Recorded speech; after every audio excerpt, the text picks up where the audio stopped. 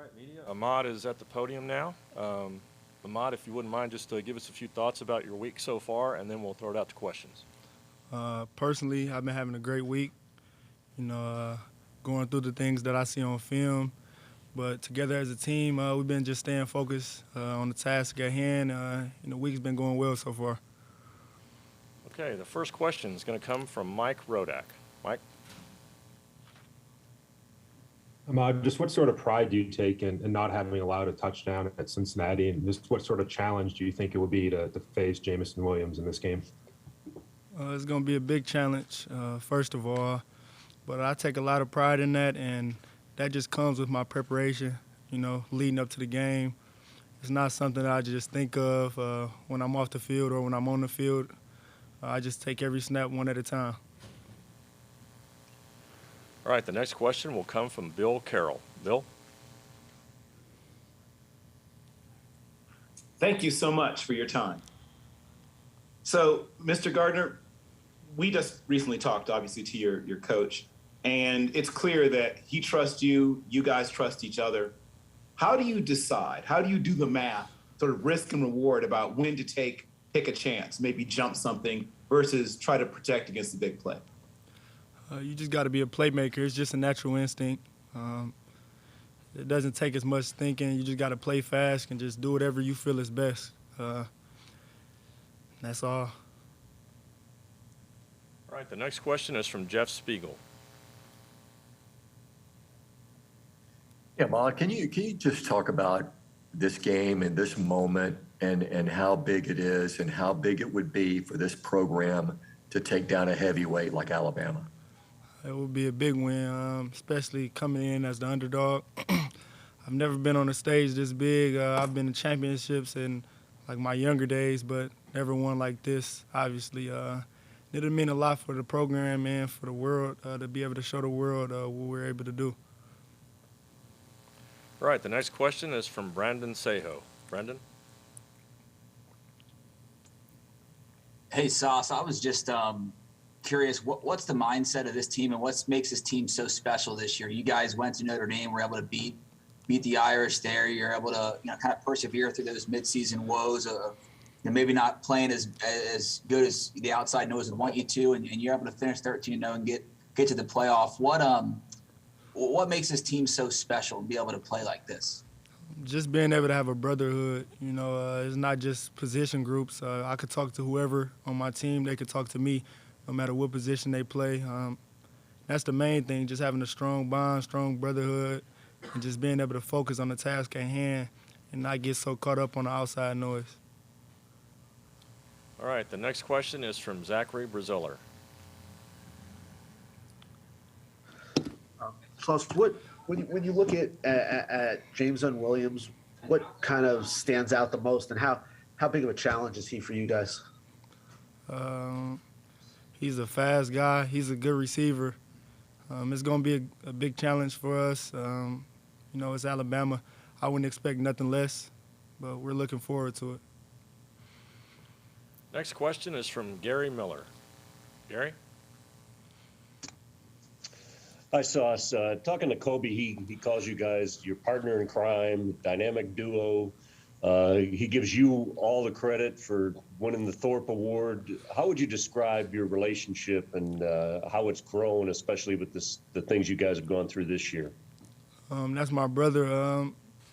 I came in very young, and he was always the older guy in the corner group. So he took me under his wing, and for me to be able to just have the success that I'm having now, I could be able to help motivate him in certain aspects, and he do the same thing to me. So that's just been helping our bond get stronger and stronger.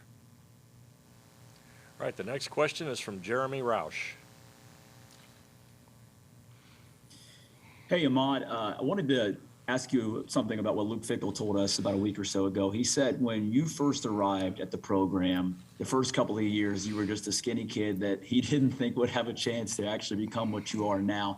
I want to ask you, did you know how he felt about you early on? And do you think you've surprised him and even yourself in what you've become? I surprised everyone. I didn't think I was going to be able to just get on the field like that because I was so small.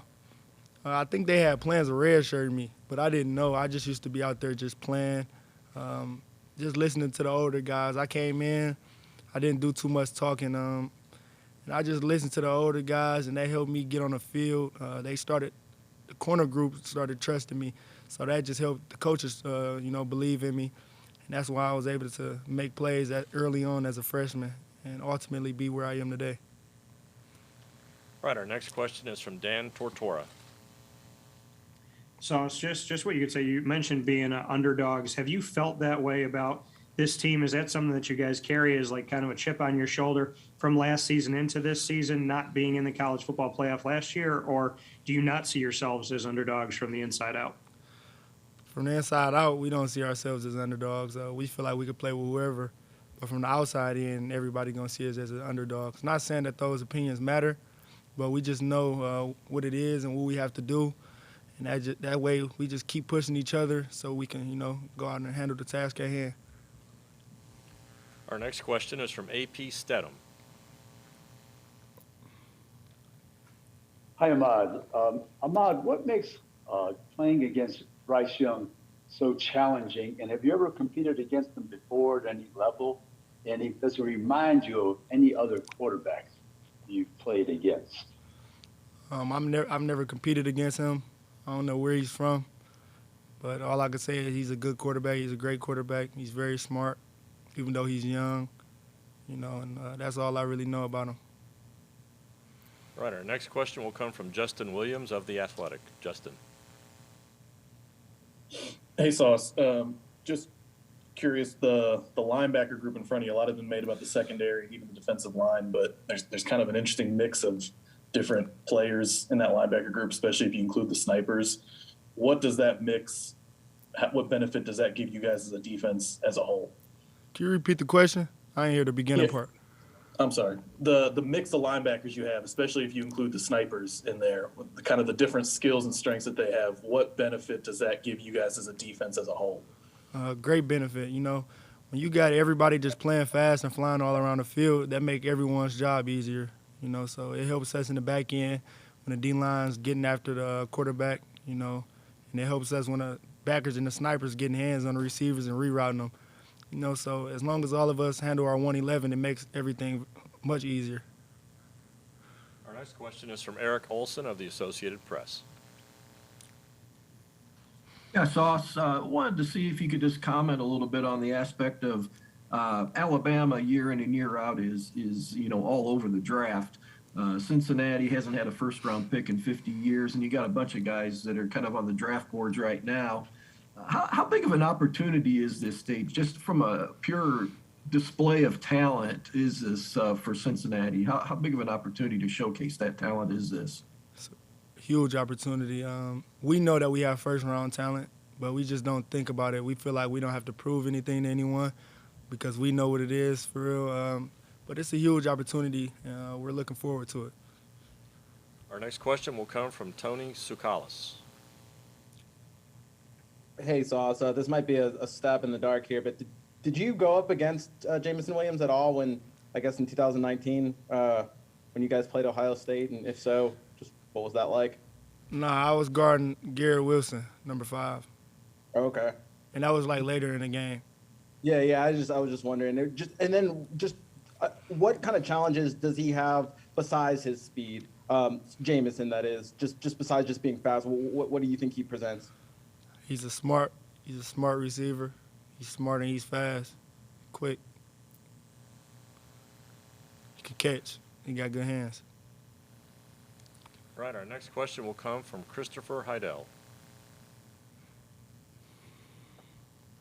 Hi, Sauce. Thanks for taking my question today.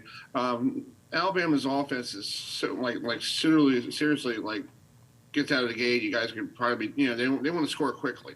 So what do you guys have to do to control that so you don't look up and go you're down by 21? How are you going to get you guys to slow that down so they could be playing Cincinnati football? We just got to do what we prepare leading up to the game. It's not rocket science. It's not nothing special or in particular that we have to do to stop them from, quote unquote, getting up by 21. We're just going to do what we always do. Our next question is from Zachary Braziller of the New York Post.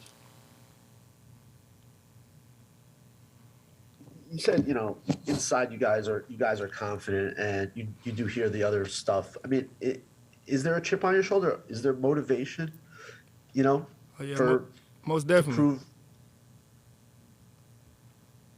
Can I keep talking? Yeah. Go ahead. Sorry. Oh yeah, most definitely. We always have a chip on our shoulder, no matter if we're better than the team, if we're going in as the underdog. We just know we deserve so much more, and it's always been like that since I got here. So the fact that we're able to finally be where we always wanted to be, it puts more of a chip on our shoulder. There's more motivation. All right, we have time for 2 more questions. First question will be from Gary Miller.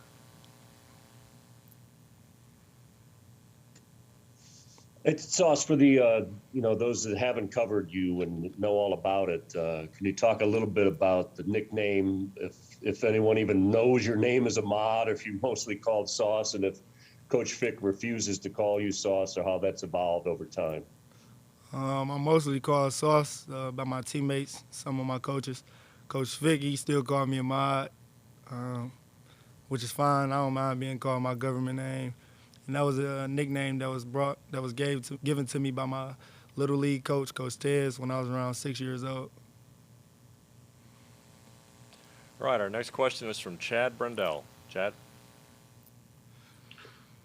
Sauce, just curious, this offseason, Brady Collins challenged you to get up to 200 pounds. How difficult was that, making that goal? And how much do you feel it has helped on the field to not just have the length and athleticism, but now have some of the strength as well? I appreciate him for that. It took a lot of dedication by me, because I always used to like eating junk food, Wendy's, 24/7. I spend so much money on Wendy's, it don't make no sense throughout the week. But I feel like I'm able to play faster, even though I put weight on. I feel like I've gotten bigger, faster, and stronger, which is good, and it helped my technique on the line, at the line of scrimmage and down the field. All right, we'll do one last question from Bill Carroll. Bill? Again, Mr. Gardner, thank you so much for your time and your attention. There's been a lot made of Jameson Williams' speed for reasons. He's blazing fast. But what are some areas where you may have an advantage, areas where you may be able to take advantage of things that you have? I'm going to just do everything that y'all see me do on film, and that's going to help me get the job done. All right, Ahmad, thank you for your time today. Thanks for joining us. Media, this concludes the Zoom interview session. A full transcript along with video and audio files will be distributed via email and posted in the Goodyear Cotton Bowl Classic section of the College Football Playoff Media Portal. To gain access